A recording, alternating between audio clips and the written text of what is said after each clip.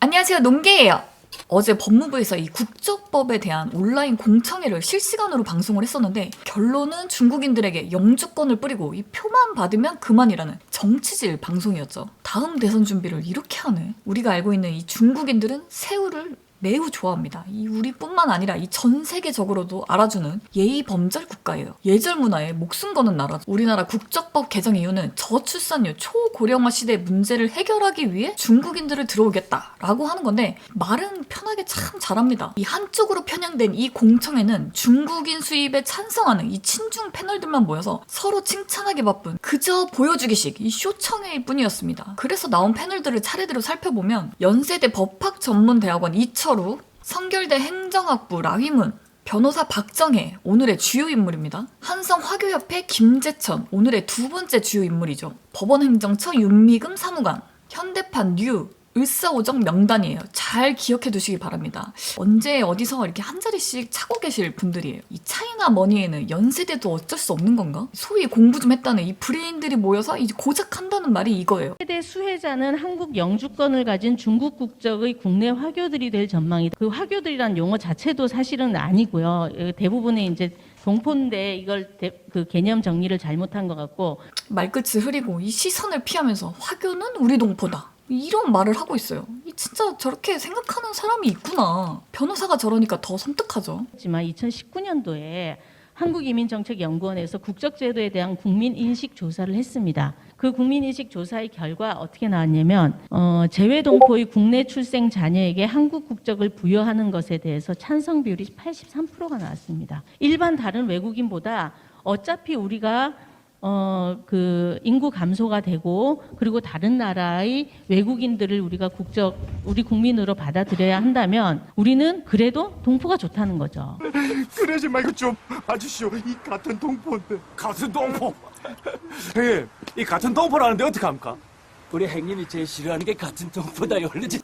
진짜 어처구니가 없죠. 이 장첸도 싫어하는 동포를 왜 자꾸 우리 보고 좋아하래. 이 동포 노래를 부르는 이 아주머니는 여성가족부 다문화가족 정책위원회 위원, 그리고 바로 그 대학을 나오신 분입니다.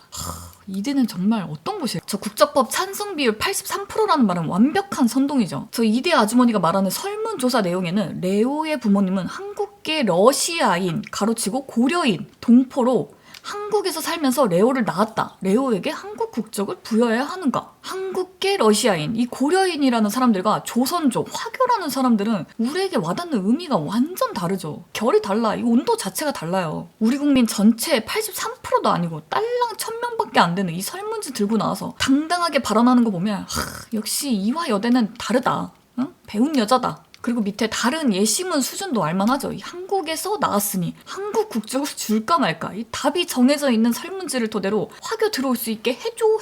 그리고 그 옆칸에 있던 화교 대표 김재천은 화교들의 출입국 업무를 담당했던 우리나라 전직 공무원입니다. 이런 쪽으로는 아주 빠삭하겠죠. 화교에 대해서 흔히들 생각하면 중국인 뭐 이렇게 생각하시겠지만 우리는 정책 대상을 규정할 때 그걸 대비해서라도 조금 구분할 필요가 있습니다. 지금 한국에는 그 화교라는 말은 중화민족으로서 다른 나라에서 생활하고 있는 그런 우리 밖에 있는 우리 교민들 얘기하던 그 화교입니다. 그래서 중화민족의 교포다 이렇게 해서 나온 말인데 중화민족. 그러나 출생과 성장은 2대, 3대째 한국에서 출생하신 분입니다. 그다음 1992년 이후에 오신 분들은 대부분이 지금 여기에서 언급되어 있는 4천 명 가까이 됩니다만은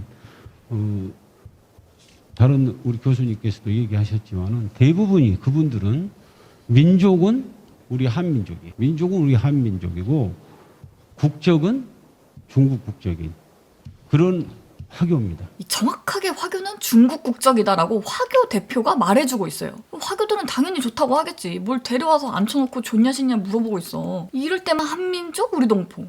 베이징 올림픽 때 이러셨던 분들 아니세요? 같은 동포라면서 다구리를 아무리 아무리 인구가 없어도 이 중국인은 아니죠. 아무리 배고파도 이 똥 퍼먹을 수는 없잖아요. 우리가 격이라는 게 있는데, 그리고 국적이 중국이면 중국인이지 한민족은 중화민족이다, 뭐 이런 말도 안 되는 말로 혼동시키고 지금 젊은 세대들이 더 살기 힘든 나라를 만들어주겠다라고 선전포고하고 있는 거예요.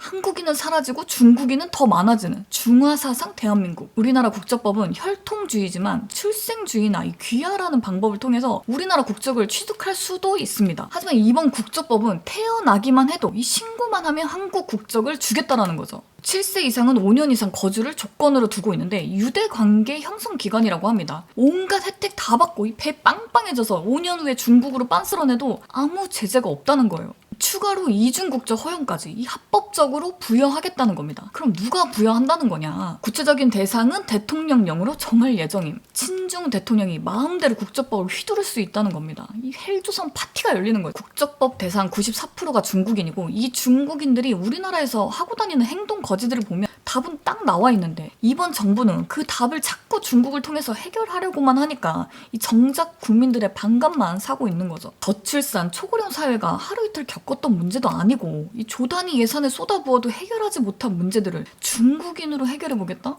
이 중국한테 내정 간섭 프리패스권을 넘겨주는 거예요. 이 꿈도 야무지네. 이 주적이 누군지도 모르는 나라에서 이 국적법이라고 안전할 리 없었는데 나라 팔아먹는 거 진짜 순삭이에요. 이러려고 출산율 최저 찍고 뭐 실권 막아버리고 이 백신도 안 사오는 건가 진짜 의심이 들 정도예요. 동북 공정에 더 힘내라 이 숟가락 쥐어주는 꼴이라고. 국적법 반대 청원이 20만이 넘었다는데 이제 뭐라고 나올지 이제 두고 봅시다. 그래서 오늘 하고 싶은 말은 저 달은 정말 다른 달인가 보다.